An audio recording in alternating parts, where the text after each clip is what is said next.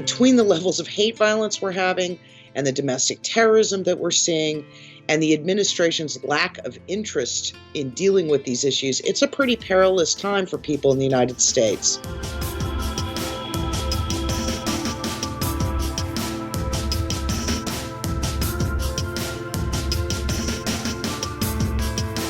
In 2000, that's the year that the Census Bureau came out and said to Americans, in the 2040s, whites will no longer be a majority in this country. And if you're a white supremacist, that was a pretty terrifying thing to hear because you want to run the country with, white people in charge.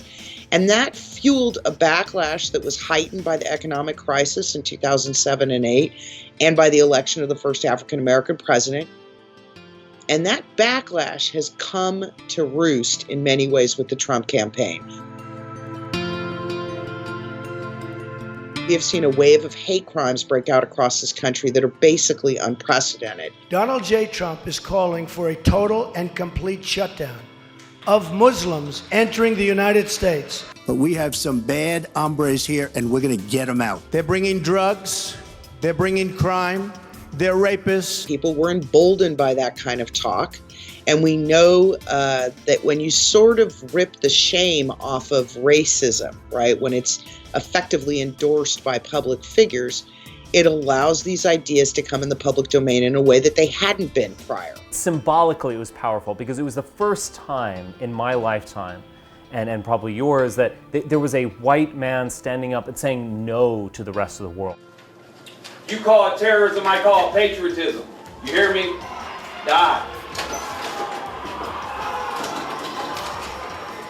One of the problems with 9/11 is there became this narrative in the United States that terrorism only emanates from Islam. And that's just patently false. In our most recent tally of lone wolf terror attacks, we had like 60 plus incidents that were attempted or perpetrated by white supremacists or anti-government extremists, and just a handful from people like the Tsarnaev brothers, right, in the Boston case, who were inspired by radical Islam. And this guy in Portland reminds us again, right, that terrorism, or at least horrible hate crimes, wears a white face. And that problem's not going to disappear overnight. That's rooted in American history.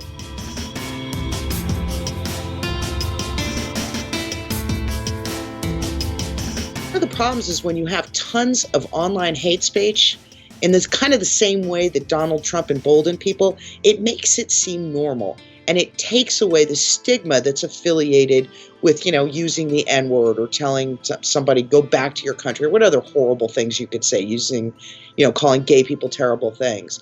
And so people are in these environments where they see this hate speech all the time, and maybe they think, well, that's not such a big deal. And that's a problem. More important is that for people of goodwill, that they be vocal and stand up against this hate in a positive way. And that resonates. I think many of the tributes to these two men who died in Portland are powerful reminders of the best in us.